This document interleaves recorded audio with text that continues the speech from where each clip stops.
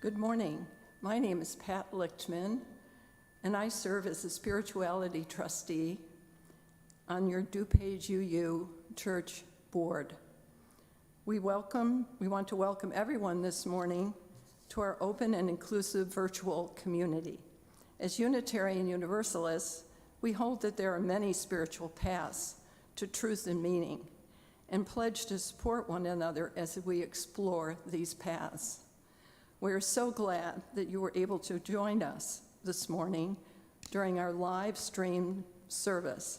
Please check the church website at www.dupageuchurch.org for updates. If you search under DuPage UU Church on Facebook, you will find a number of ways to be in community with us as well. This Sunday, join us at our Zoom coffee hour. Zoom gives us a way to create small groups at random. This way, you might be grouped with someone you haven't met and get to know a new friend. The number of four-person groups depends on how many people attend. We hope to see you there. The Zoom link can be found on the members link at our website and in the weekly church email.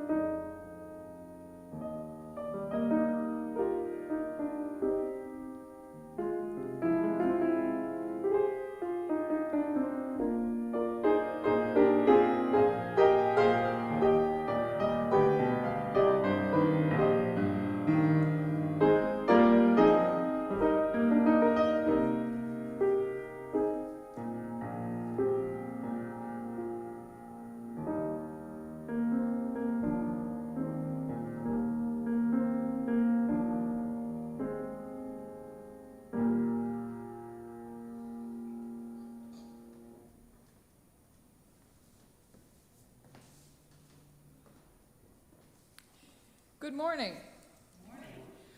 Our opening words come from Peter Lee Scott. We come together in an attitude of openness, not knowing quite what will happen, yet daring to receive a new idea, a new experience, sustenance for our minds and our hearts. We come with an attitude of humility, knowing how much we need one another, how alone we can be in the world, how vulnerable if we face life only by ourselves. We come in the spirit of love, seeking human warmth and fellowship in the faces of those around us.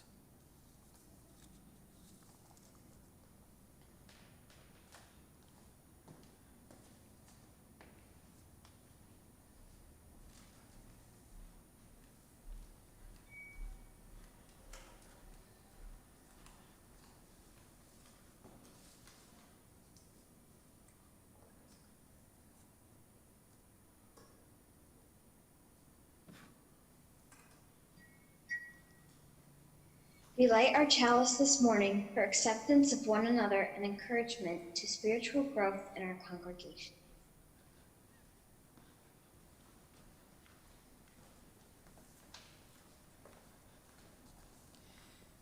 Please join us in our spoken affirmation, followed by our sung affirmation. Love is the spirit of this church, and service is its law. This is our great covenant, to dwell together in peace, to seek the truth in love, and to help one another.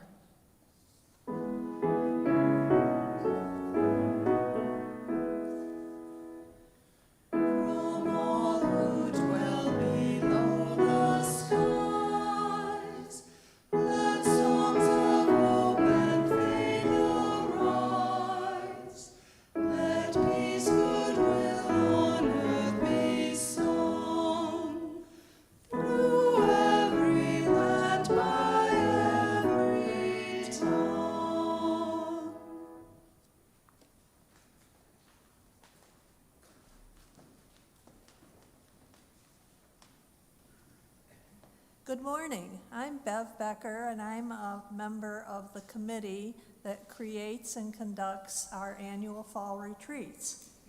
Typically, we have a maximum of about 20 to 25 people at the retreats, but this year, because we are together virtually, we're able to include all of you in experiencing just a small taste of what the retreats are like. For today's service, we've chosen opening and closing readings that were used at last year's retreat. We also have a meditation poem by Buddhist monk Thich Nhat Hanh, who often attends our retreats, of course, only in spirit. Well, there will also be 2 hymns that are always done at our retreats during our Sunday service, Spirit of Life, and Come Sing a Song with Me. And we'll see some photos of retreat participants in action. The retreats often provide participants with a sense of renewal. Physical renewal and respite for some, emotional renewal for some, spiritual renewal for others, and all 3 of those for some others. This morning, 5 of our retreat participants are going to share with you a little bit of what they have experienced at our weekend fall retreats.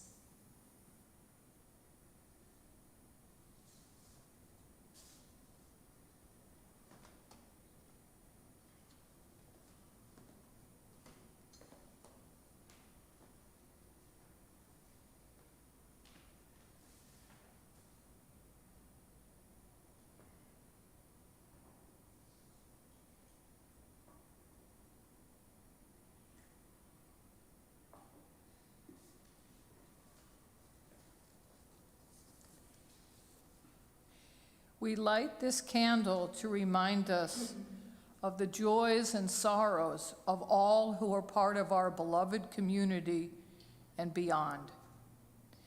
We rejoice with those today who have happiness and hold gently in our hearts those who sorrow or are troubled.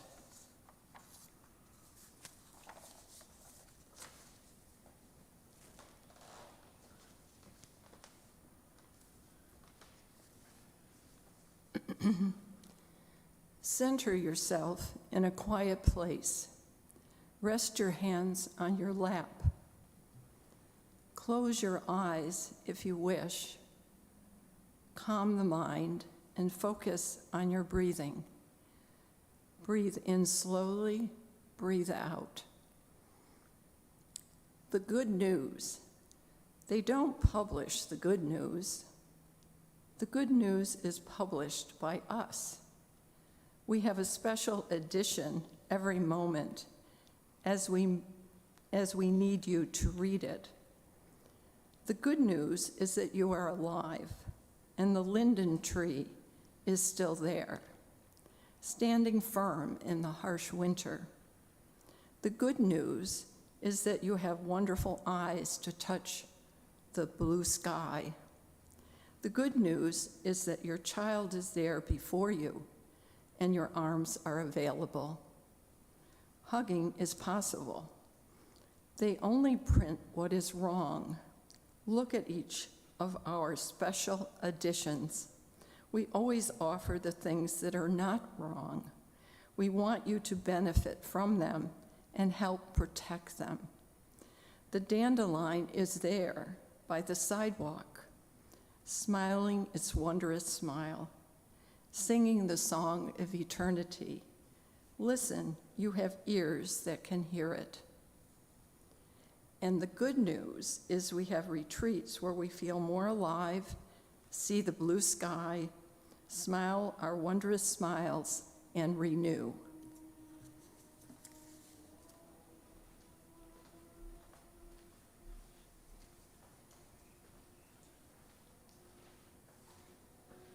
It is time to gather. And today's story is called Lizard's Song, and it came from the Native American tradition. There was a lizard who lived on a rock, and he was very happy living on his rock. And all day long, Lizard would sing, "Zole, Zole, Zole, rock is my home. Zole, Zole, Zole, rock is my home." Well, one day, a bear saw him sitting on the rock and heard him singing. And she wondered why the lizard was so happy. So she asked him, "Why are you so happy?" And the lizard said that he was happy because he was at home and the rock was a great place to live. "Oh," said the bear. And she went back to her home and thought, "I wish I knew that song so I would be as happy as the lizard." So the next day, Bear went back to Lizard's rock, and she asked Lizard to teach her the song. And Lizard said he would be very happy to teach it to her. And he sang, "Zole, Zole, Zole, rock is my home. Zole, Zole, Zole, rock is my home." And that made Bear feel good again. And she went home, but on the way, she forgot the song. So the next day, she went back to Lizard and asked him if he would teach her the song again. And Lizard said he would be very happy to teach the song again. And he sang, "Zole, Zole, Zole, rock is my home. Zole, Zole, Zole, rock is my home." And again, Bear went home, and again, she forgot the song. So she went back to Lizard one more time. But this time, Lizard was asleep on his warm rock in the sunshine. What could Bear do? So she decided to pick Lizard up and put him in a bag, and then she could take Lizard to her home, and after his nap, he could teach Bear his song. Well, on the way, Lizard woke up, and he did not know where he was. He knew he wasn't at home on his rock. He was very scared, and he didn't know what to do.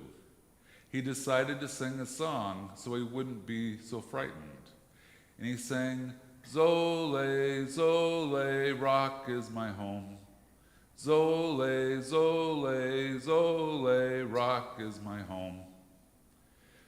So when Bear got home, she opened up the bag. "Where are we?" Lizard asked. "This is my home," said Bear. "I'm sorry if I scared you when I brought you here."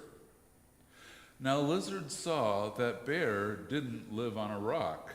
She lived in a den.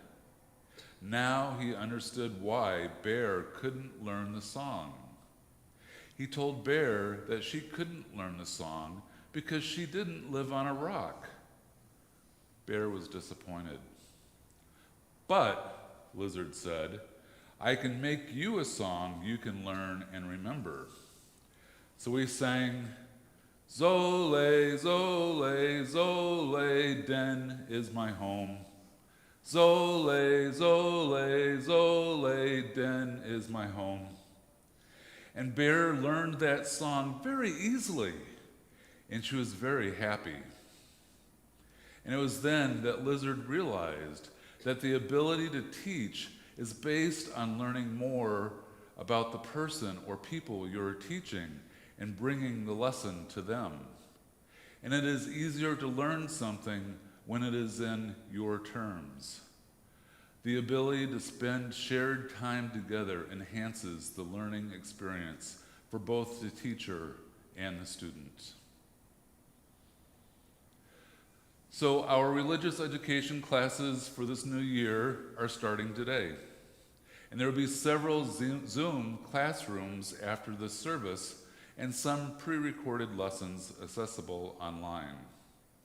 If you have children and have not received emails from me about our program, please email me at dre@dupageuchurch.org so that I can add you to the distribution list of our weekly updates.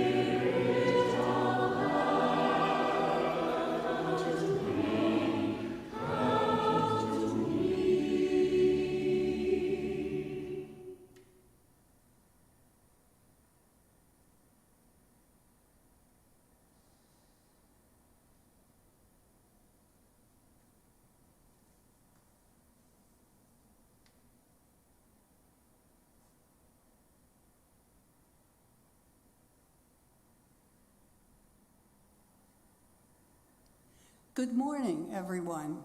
It's a pleasure to be with you. During the month of September, our theme is renewal. Today, the service focuses on the church retreat as a time of renewal. I am Molly Hibbard and a member of DUUC's retreat committee. The other members are Bev Becker, chair of retreats, Caroline Bailey, and Pat Lichtman. The retreat was founded 40 years ago by Ed and Margaret Clark, two longtime past church members. Their last retreat was on October of 2008. Ed became ill, and both he and Margaret moved away in November of 2009 to Colorado to live in an apartment their son built for them as an addition to his house. Ed died a few months after their move. Margaret still lives on. 10 years later, she is now 98. They were an extraordinary couple. We remember them with great fondness.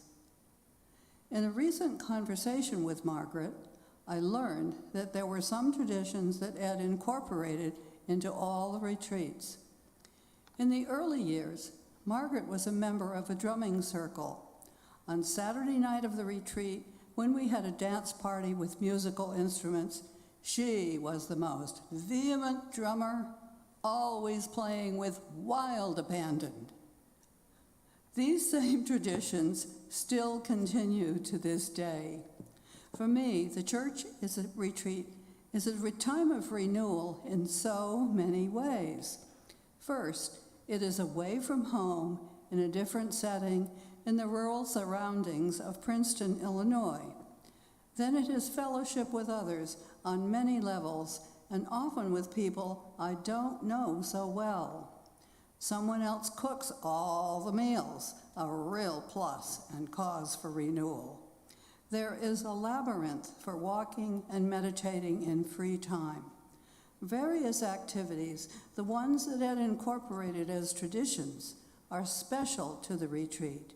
These are exercises, walks on woodland trails, the noisy and energetic party just described with dancing and musical instruments, and a special Sunday service in the chapel with poems, sometimes original ones, read by each retreatant.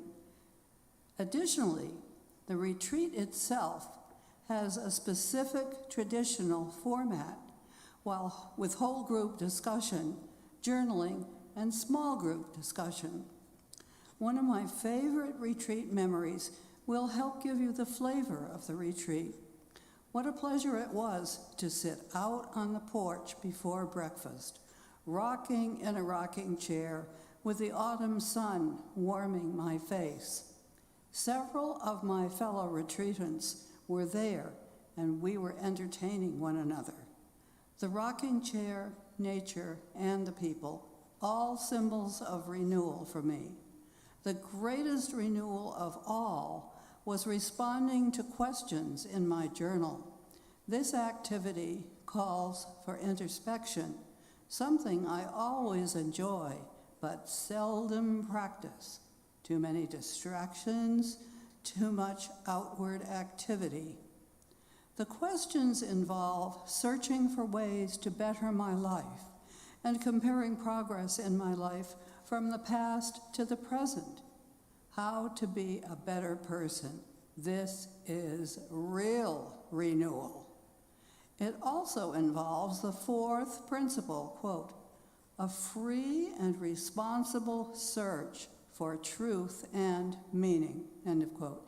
An example of such a question asked at the end of the retreat: what insights about yourself have you had during this retreat? Goodbye for now. I hope to see you on a retreat. May you also experience an insightful search.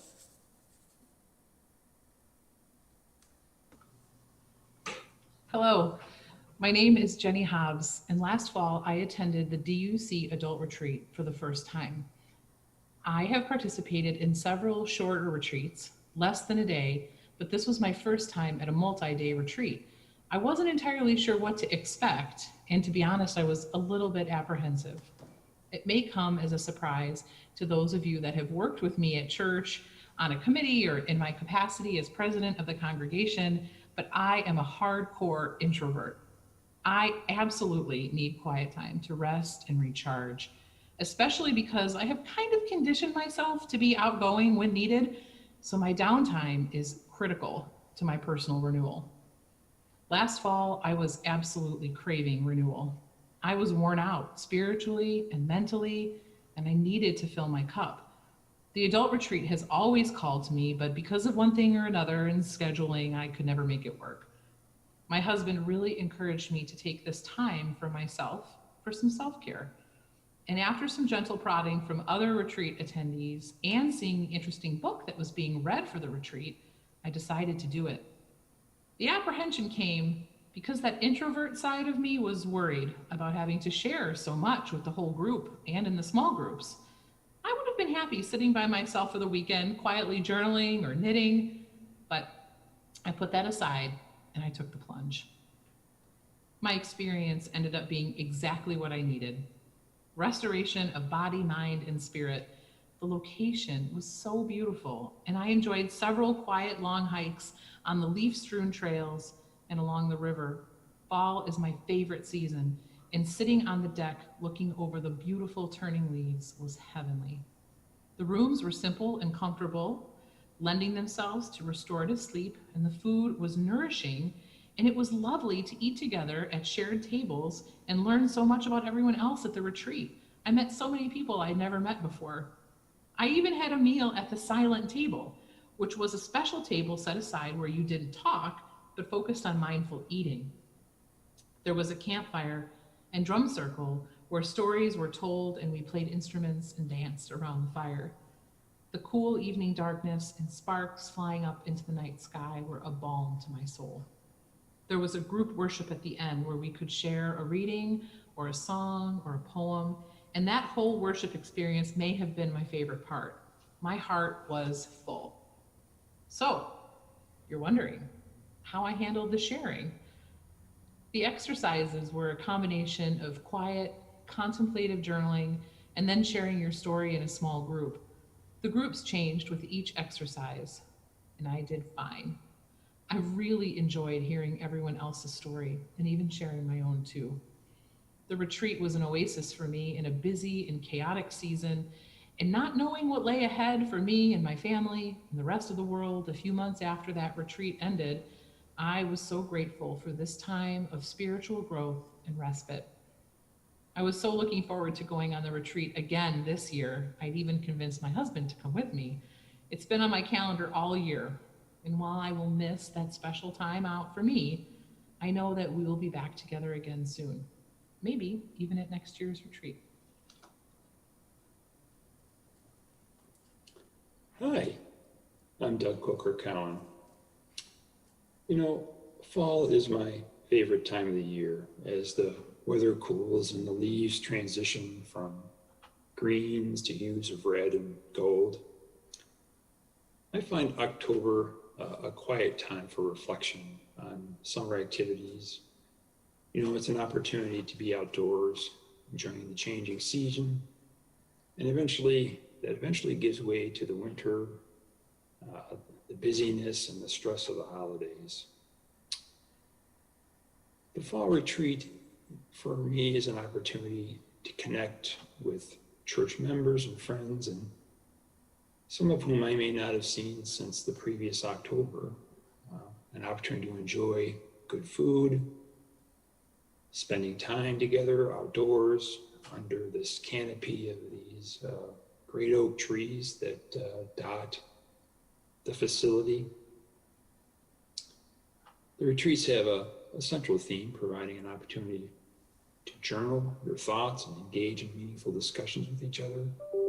Our most recent retreat was a reflection on Thoreau and transcendentalism, which was appropriate for the wonderful outdoor setting. All of the themes are designed really as being meaningful and engaging, which I have appreciated over the number of years that I've gone to the retreat. I specifically enjoy being present with each other in conversation. You know, a meaningful conversation that happens through the sacred covenant that we create for our group. I've met people at coffee hour and had wonderful conversations, but it wasn't until I met them at the retreat that I truly understood them and really more about myself. And I feel this is really the central tenet of going to this retreat. I can't say enough about the facilities and the staff, the food, coffee, available all day. the dedication of our own DUC facilitators who always provide the proper reverence and meaning for all the participants that come to this event. You know, we have our moments of revelry, especially around the campfire, where drum lines form, songs are sung, howling at the moon is, quite frankly, expected. As a myriad of stars accompany the moon's glow, as you can walk in the moonlit grasses of the oak savanna and peek out. You know, in closing, being a retired Chief Petty Officer of the Navy, I appreciate going into the mess hall early in the morning and filling a heavy mug with fresh coffee, standing out on the deck as the morning breeze comes down to the valley and hits your face, as if I'm sailing along with my trusted shipmates on this great blue boat home. Thank you.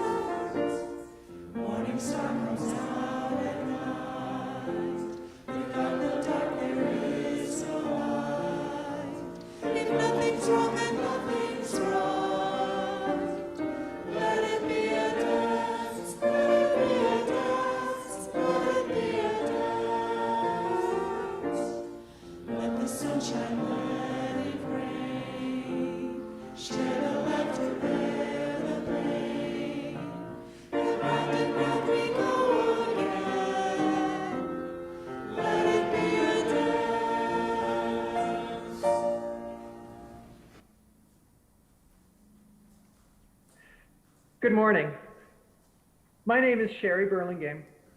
My wife, Linda Zetterberg, and I have been members of DuPage Unitarian Universalist Church for 15 years. My, how time flies. Linda and I have enjoyed attending several fall retreats over the years. First, a couple of retreats led by Ed and Margaret Clark. More recently, those led by the retreat committee and held at Pilgrim Park. Retreats led by different people at different places, but each a meaningful experience. The meaningful experience for me at these retreats is one of rediscovery, one facet of renewal. For a few years, Linda and I were lapsed UUs, rarely attending services or events. Yes, she had her connections to the church through her chalice circle, but I did not have any real connections to this community. 2 years ago, through Linda's chalice circle, we were enticed to attend the fall retreat. The remote setting, the retreat topic, discussions and activities, the opportunity for reflection, and the camaraderie with old friends and new set something to awaken within me. I realized that I missed these people. I missed the thoughtful and personal interactions with the elements of being Unitarian Universalist that I was being reacquainted with through the topics of the fall retreat. During my hiatus from our community, I had forgotten about the importance to me of fellowship and its role in sustaining me as a Unitarian Universalist. The fall retreat reminded me of this. So the fall retreat holds a special place for me. After that retreat, after rekindling our association with our church friends and rethinking the role of this beloved community in our lives, Linda and I made the decision to renew our commitment and involvement with Unitarian Universalist Church. I'm so glad we did. Hi, I'm Pat Coker-Cowan. I have been to numerous retreats. I always enjoy them. One of my favorite parts of the retreat is when we have a theme and we have time, we're given questions and writing prompts, and then we have like 30 minutes to think about and write about what, how we responded to those prompts. And I always like to go outside and walk around in the woods and think about what I want to say and then write it down. So this first one is called Fall Retreat. The river was brown, not moving, but looking further upstream to the red suspension footbridge, I suddenly noticed the tall trees with their bright yellow leaves mirrored on the water. With 4 minutes left, I stood on the bridge and thought it would be nice to put a little stone on the rail for Ed Clark, to thank him for finding this place and thinking it was worthwhile, to think about spirituality in our lives. Then a huge splash just off the bank. The ripples spread across the river, then rippled down to me. Thanks, Ed. Another retreat was, the theme was stillness. And one of our activities was to eat a meal silently and mindfully. And one of the participants said that she could hear herself chewing the strawberry seeds. Also, after that meal, I believe that was the one, we had a movement exercise with, I don't know if it's, I'm saying this wrong, Qigong, whatever. Anyway, we did that. So this is called Stillness Retreat. According to author Anne Lamott, the two best prayers are help, help, help, and thank you, thank you, thank you. I'd like to add, breathe in, breathe out. Breathe in, breathe out. Stretch, release, listen, pause, look more, savor. And if I practice these, maybe I too will hear myself chewing the strawberry seeds. One year we explored the poet and author May Sarton, and one of the reflection questions dealt with the idea that one is never safe in love. Sarton wrote, "For of course one is never safe when in love. Growth is demanding and may seem dangerous, for there is loss as well as gain in growth." Our writing prompt asked, how can there be loss in growth?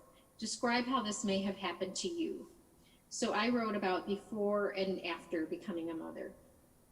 After a rough evening shift at the hospital, once I'd had a beer or two and watched my recorded shows, Northern Exposure and Letterman at the time, I would float on my warm waterbed, weighted down by my puffy quilt, and would say to myself, I'm safe in my bed. But after you were born and I was sent home, but you had to stay in the NICU, When I lay in my bed with the covers pulled up, I was struck with the notion that I will never be safe in my bed again because something could always happen to you. And this last thing I wrote was the retreat on empathy. And so we spent the entire weekend studying and discussing empathy in its various forms. And this piece was created out of our thoughts about empathy and where it might show up in our daily lives. So it's called Peace Road because it happened on Peace Road. And I'll just kind of introduce it first. I was driving on Peace Road and I came upon what I later found out was a road rage incident. And I pulled up to the stoplight and I heard someone shouting, "Help me, help me." So I got out of the car and two women were on the ground and one woman had control of the other one by holding onto her. Her hair was tightly braided and she had complete control over her. So I went over to her and I yelled, "Stop it," which did nothing. And then there were other cars going through the intersection and this guy was just in his truck looking down at them. And so I yelled at him to help me because I thought I should do something. And he just kind of looked at me blankly. So I turned around and I'm like yelling for help. So this woman, I see this woman and a composed woman strode directly toward the crouched women. I don't know what she said or did, but quickly the captive woman was free. A man in black jeans holding forth a badge ran up announcing he was police, and the woman who had freed the braided woman discreetly returned to her car and drove off. I was amazed. What did she do? What did she say to change the situation? And then I remembered I had been in a similar situation before. I was interning at a halfway house and two residents were up in each other's faces shouting. And I raced over to them and I demanded, I said, "Stop it," which didn't have any effect then either. But a senior resident just walked up to them, took one by the hand and led her away. So here's the poem part. Well, to me, it was magic. How did she do that? No words, no force. Was this a thing? Was this empathy? Did it say, "I've been in fights too"? Maybe that's what you do, what you'd like someone to do for you, to end it, to give you a way out, to give you a way to save face, to offer you a saving grace. Thanks.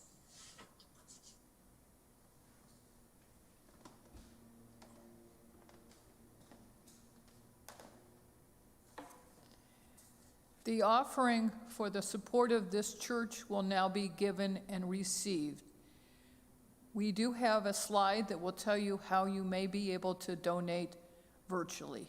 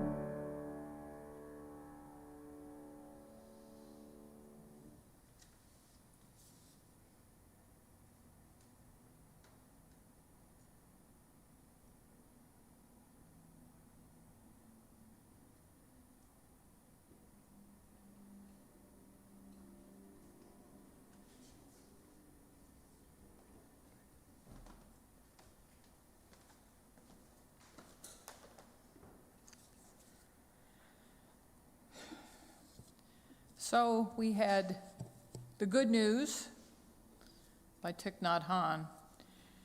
The not so good news, the October retreat will not be held this fall at Pilgrim Park or in the way it has been for many years. In the past 6 months, we all have had to adjust to doing things differently, reinventing so many aspects of our lives: work, school, church, fun. We are also called upon to reinvent how these concepts of retreat and renewal can still be a part of our lives this year and into the next. The same barriers that were present last year are still there with new challenges: time, money, work and childcare demands, physical and mental health issues, fear of the unknown, fear of not knowing how to do it right, fear of not fitting in. This year, some of us are desperately seeking alone time, while others are alone too much.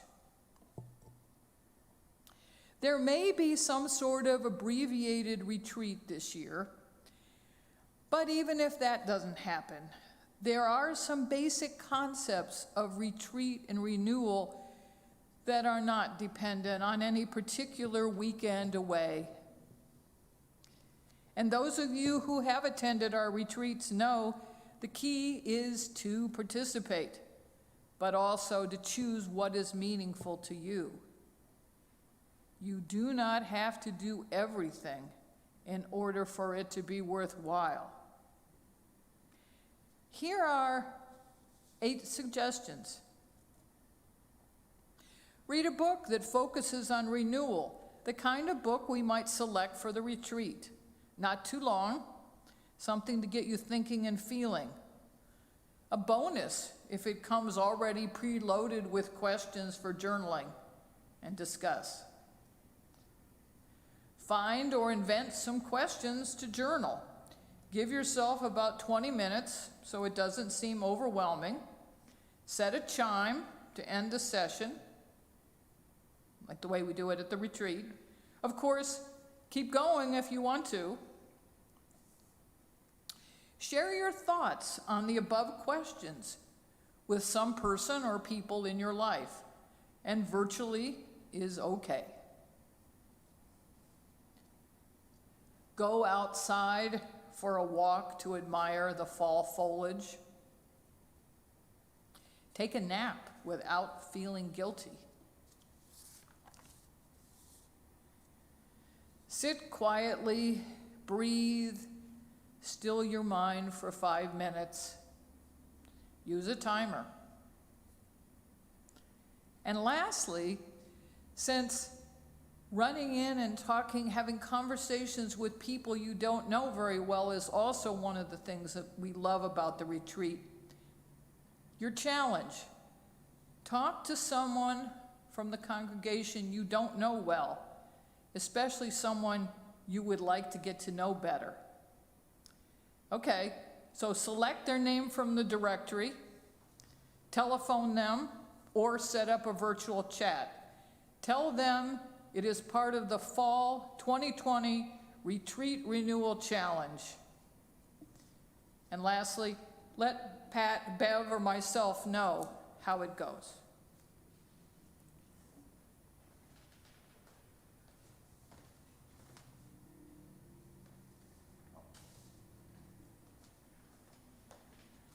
Please join us in our closing hymn, Come Sing a Song with Me.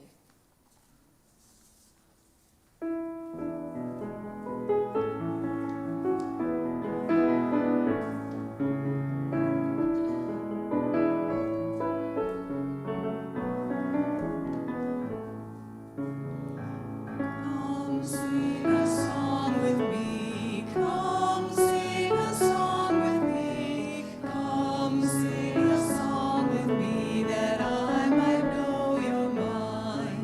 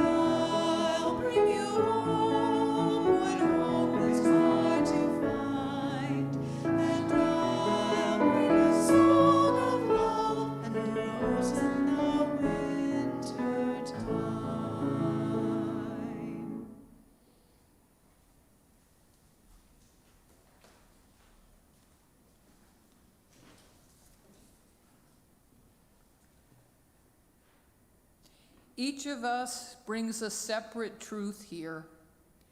We bring the truth of our own life, our own story. We don't come as empty vessels, but rather we come as full people, people who have our own story and our own truth. Together we have truth. Together we have a story. Together we are a community. So be it.